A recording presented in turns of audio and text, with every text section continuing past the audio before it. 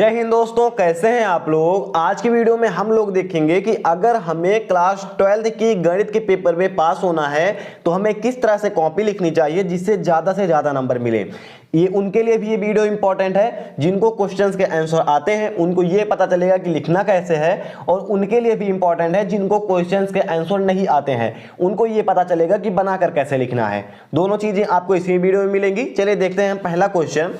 तो पहला क्वेश्चन आपसे पूछा जाएगा बहुविकल्पीय। ठीक है, क्या पूछा जाएगा? बहुविकल्पीय। बहुविकल्पीय में पहले के अंदर आपसे 5 क्वेश्चन पूछे जाएंगे। पहले देखेंगे का है, फिर खा रहेगा, और इसी के अंदर 3 क्वेश्चन और रहेंगे, गा रहेगा, घा रहेगा और अंगा रहेगा। 5 क्वेश्चन आपसे पहले के अंदर पूछे जाएंगे। तो इनका आंसर आपको कैसे देना है? आप डालेंगे क्वेश्चन प्रश्नोत्तरांक नंबर 1, और 1 में आप ऐसे लिख देंगे का, खा, गा, घा और अंगा। आप किनारे पर पहला नंबर तो आपको राइट, ये यहाँ पर आप लेफ्ट साइड में जो आपकी लाइन रहती है ऐसे खींचते हैं आप, किनारे पर रखकर उस लाइन को खींच लेंगे। ठीक है, ऐसे आप खींच लेंगे लाइन को।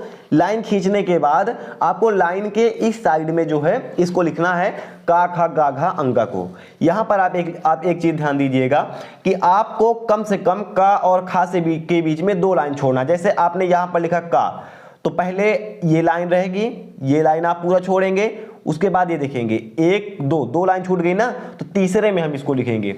अब जैसे ये खा हो गया तो ये कितनी छूटेगी यहाँ पर? तो ये हो गई हमारी 1 और 2, 1 2 लाइन छूट गई, तीसरे में हम गा लिखेंगे।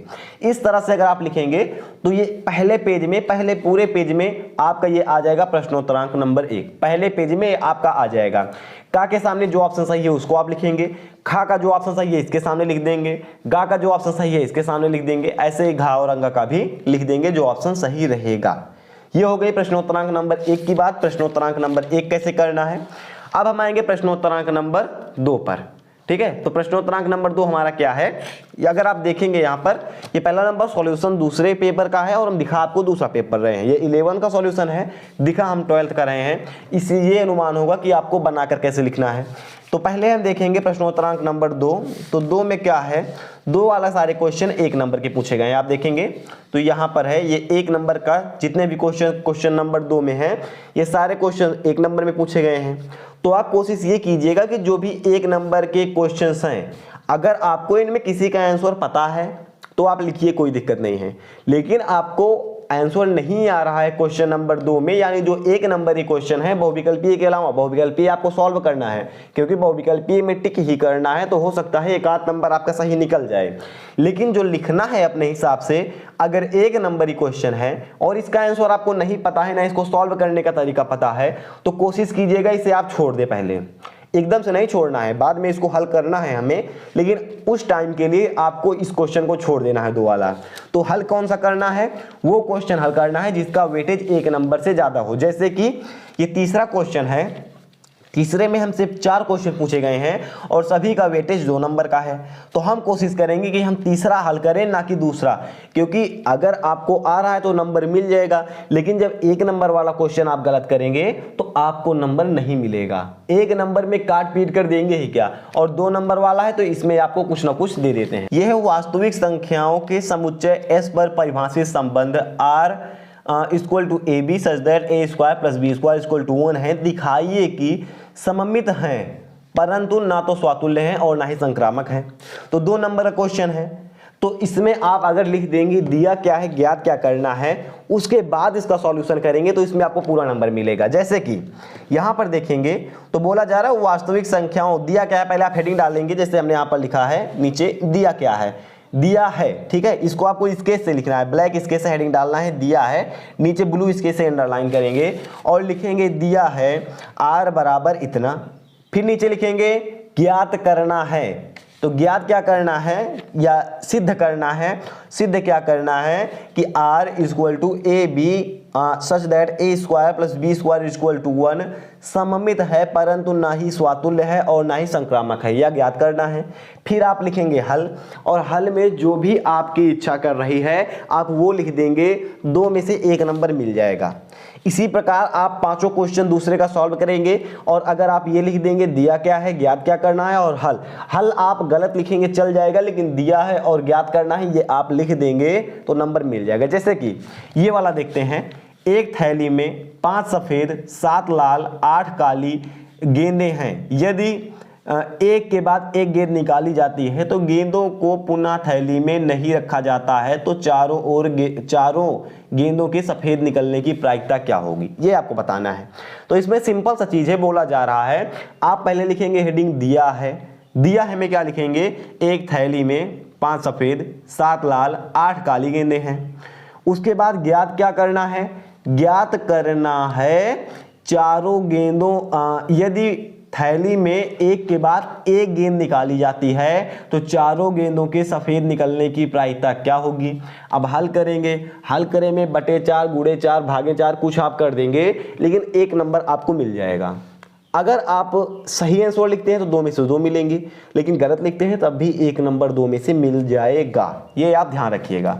अगर हम आगे बढ़ें तो अगला क्वेश्चन आपको मिलेगा सीधे 5 नंबर का, और इसमें आप लिखेंगे दिया है ज्ञात करना है, तब तो मान चलिए आपको क्या करते हैं 2 नंबर आपको इसमें आसानी से मिल जाएगा। जैसे कि अगर हम इसमें देखें तो यहाँ पर ये है, ये वाला क्वेश्चन मान लीजिए ले लेते हैं, tan inverse 2 sin 2 cos inverse √3/2 का मुख्य मान ज्ञात कीजिए।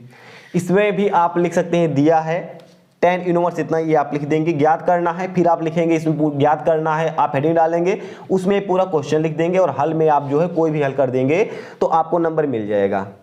ठीक है, आई थिंक आप कनेक्ट कर पा रहे होंगे क्या हम कहना चाहते हैं। मेरे कहने का मतलब ये है कि आप लिखेंगे दिया क्या है, ज्ञात क्या करना है, हेडिंग डालेंगे हल, और हल में कोई भी हल चला देंगे, बैल वाला चला देंगे या ट्रैक्टर वाला चला देंगे, कोई दिक्कत नहीं है, नंबर आपको मिलेगा। मेरे कहने का सिंपल सा मतलब है, मैंने थंबनेल पर लिखा है कि अगर पास होना है तो इस तरह से कॉपी आपको लिखना है।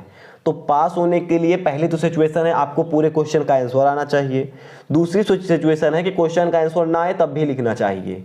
तो लिखना कैसे है, लिखना है आपको एकदम साफ सुथरा, जैसे कि हमने लिखा है।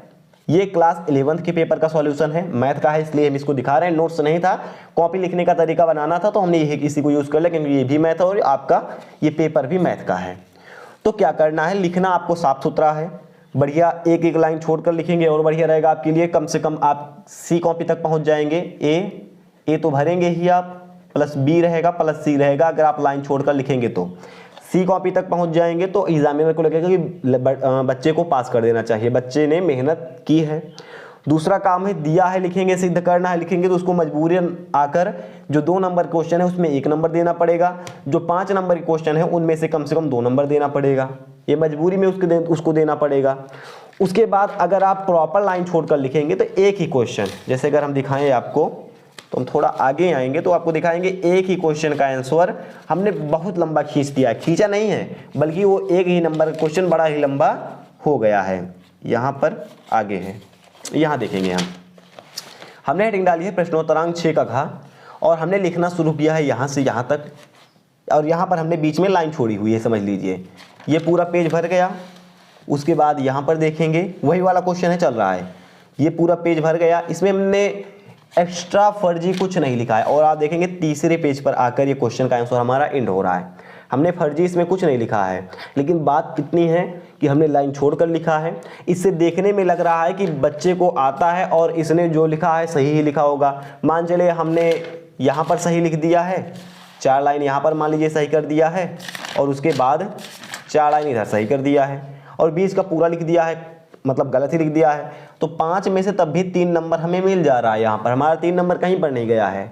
तो कहने का मतलब है अगर आपको अच्छे से कॉपी लिखना है तो कॉपी लिखने का नियम है, पहले हमने बहुविकल्पीय देख लिया कैसे लिखना है, उसके बाद आप प्रश्नोत्तरांक नंबर डालेंगे जो कि प्रश्नोत्तरांक नंबर रहेगा। प्रश्नोत्तरांक नंबर डालने के बाद कम से कम यहाँ पर 1 लाइन का गैप छोड़ेंगे, उसके बाद लिखना शुरू करेंगे, इससे देखने में अच्छा लगेगा।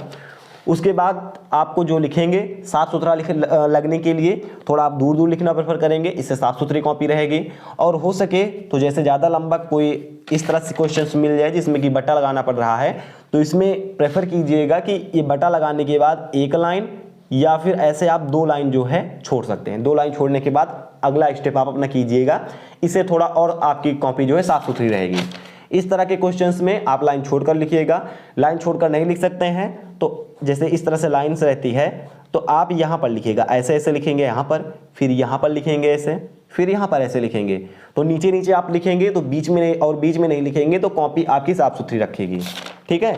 और इसके बाद अगर आपको किसी क्वेश्चन का आंसर पता है तो आप बॉक्स बनाएंगे, बॉक्स बनाने के बाद आप आंसर लिख देंगे, जिससे पता चलेगा उसको कि हाँ इसका आंसर ये है। तो स्टेप्स आपकी कोई गलत भी रहेंगे तो नंबर दे देते हैं। और फिलहाल आप कोई भी क्वेश्चन छोड़कर मत आइएगा। जितने भी क्वेश्चन पूछे गए हैं यहाँ तक आप देखेंगे, जितने भी क्वेश्चन पूछे गए हैं सभी क्वेश्चन को आप सॉल्व कीजिएगा। स्टेप मार्किंग होती है, स्टेप्स पर आपको नंबर मिलते हैं, ना कि आंसर पर। आंसर गलत रहने पर 1 नंबर आपका काट लिया जाता है, जबकि 5 नंबर क्वेश्चन है और आंसर आपका गलत आ रहा है तब भी आपको 4 नंबर मिल जाएंगे।